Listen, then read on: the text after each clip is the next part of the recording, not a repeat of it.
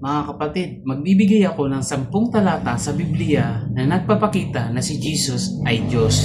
Unang-una, 1 verse 1. Nang pasimula ay naroon na ang salita at ang salita ay Diyos. Ang salita ay si Jesus at malinaw na sinabi na siya ay Diyos.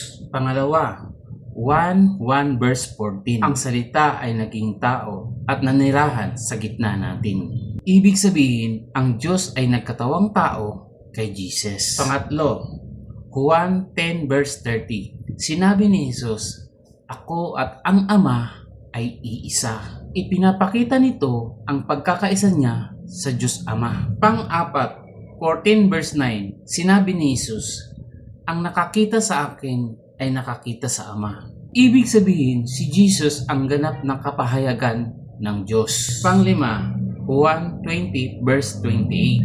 Nang makita ni Tomas ang nabuhay na si Jesus, sinabi niya, "Panginoon ko at Diyos ko." Tinanggap ito ni Jesus, hindi niya tinuwid si Tomas. Pang-anim, Colossus 2 verse 9. Sapagkat sa kanya nanahan ang buong kalikasan ng pagka-Diyos. Ibig sabihin, ang buong pagka-Diyos ay nasa kay Kristo. Pang-pito, Tito 2 verse 13. Ang ating dakilang Diyos at tagapagligtas na si Jesucristo.